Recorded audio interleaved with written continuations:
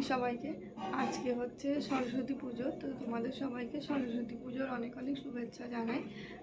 সকলে সরস্বতী পুজো খুব ভালোভাবে কাটাও। আর আমিও যখন ছোটো ছিলাম, স্কুল লাইফ ছিল, তখন সরস্বতী পুজোটা আলাদাভাবে কাটতো।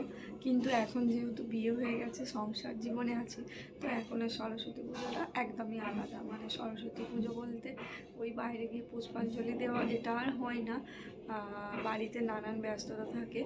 আর সরস্বতী পুজোর দিন আমাদের ওই বাড়িতে গোটা সিদ্ধ আছে, মানে গোটা রান্না যাকে বলে, ওই অনেক রকমের কড়াই দিয়ে পালং শাক যে হয় তার ডাঁটা, অনেক বড় বড় আর কি পালং শাকের গাছ, তো সেসব দিয়ে একটা রান্না হয়।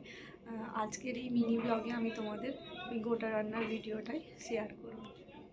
তো এখানে দেখো বড় বড় এই যে এইগুলো হচ্ছে সব পালং শাক। পালং শাকের এইগুলো অনেক বড় বড় গাছ হয়ে গেছে, তো এই মোটা মোটা যে ডাঁটাগুলো ওগুলোই ব্যবহার করা হবে তরকারিতে। এখানে দেখো বেগুন আছে, অনেক কিছু দেওয়া হয়, বেগুন, অনেক ধরনের কড়াই, মটরশুঁটি, তো তোমরা দেখতেই পাবে। এখানে এই যে সব শাকগুলোকে, শুধু যেহেতু ডাঁটাগুলো নেওয়া হবে, তো ওই জন্য শাকগুলোকে এখানে আলাদা করা হচ্ছে।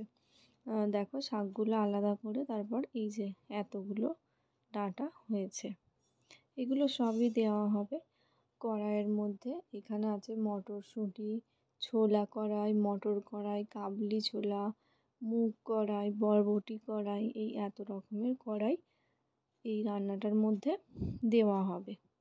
এখানে দেখো ডাঁটাগুলো এই যে আমি কুটতে বসেছি, বেশ কিছু কোটা হয়ে গেছে। সিম দেওয়া হবে, পুঁই ডাঁটা দেওয়া হবে, তো এই সব মিলিয়েই গোটা রান্নাটা হবে। আলু এখানে ছাড়ানো হয়ে গেছে, এবারে সব এক এক করে ভাজতে হবে। এখানে দেখো আমার বর ভাজতে বসে গেছে। এই যে সব কিছু একসঙ্গে ভেজে তারপরে এগুলোকে একটা বড় জায়গার মধ্যে জলে মানে ফুটিয়ে রান্না করা হবে।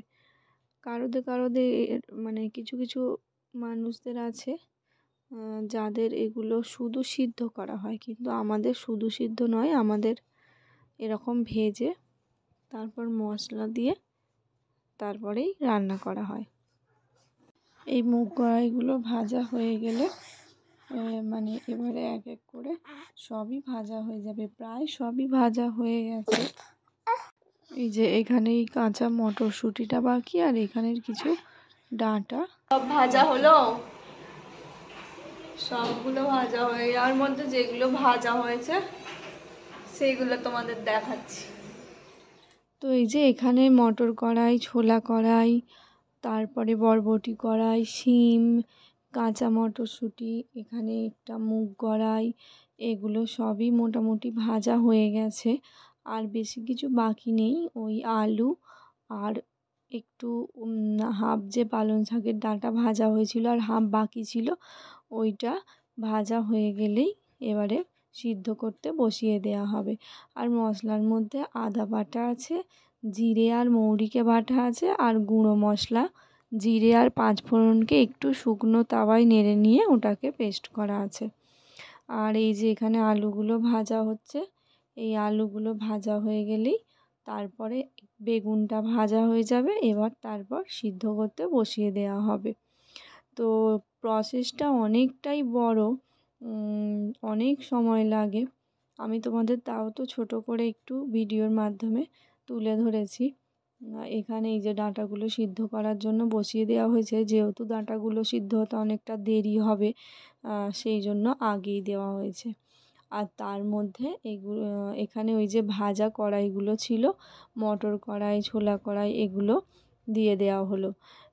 এগুলো সিদ্ধ হতে থাকতে থাকতে ফুটে গেলে তারপর একে একে সব কিছুই এর মধ্যে দিয়ে দেওয়া হবে। তো আর বেশি কিছু প্রসেস নেই, এবারে এর মধ্যে একটা একটা করে এই উপকরণগুলো দিয়ে ভালোভাবে ফুটতে দিতে হবে। আর শেষে একটা লঙ্কা গুঁড়ো, হলুদ গুঁড়ো, এর একটা মিশ্রণ তৈরি করা হয়েছে, যেটাকে এর মধ্যে দিয়ে ভালোভাবে নাড়াচাড়া করতে হবে। তো ভালোভাবে নাড়াচাড়া করলেই, সিদ্ধ হয়ে গেলেই গোটা রান্না তৈরি হয়ে যাবে। এই যে এই মশলাটা এবার ওই যে সিদ্ধ হচ্ছিল যে জিনিসগুলো তার মধ্যে দিয়ে দেওয়া হবে। দেখো এখানে দিয়ে দেওয়া হচ্ছে। তো দেখো কত সুন্দর দেখতে লাগবে যখন মশলাটা দিয়ে দেওয়া হয়ে যাবে, খুব সুন্দর দেখতে লাগবে। এই যে দেখো দেখতে কি সুন্দর লাগছে না, লাল সবুজ। এবারে এটাকে ভালোভাবে নাড়াচাড়া করে চাপা দিয়ে ফুটতে দিলেই গোটা রান্না রেডি হয়ে যাবে। ভালোভাবে একটু নেড়ে চেড়ে দিচ্ছে। আমাদের না অনেক করা হয়, আসলে সবাইকে দেওয়া হয়, সবাই একটু খেতে ভালোবাসে, সেই জন্য। এই যে দেখো প্রায় কমপ্লিট হয়ে গেছে। এবার মিষ্টির জন্য একটু বাতাসা দিয়ে এরপর নিভিয়ে দেওয়া হবে গ্যাস। তো এই যে রেডি গোটা রান্না।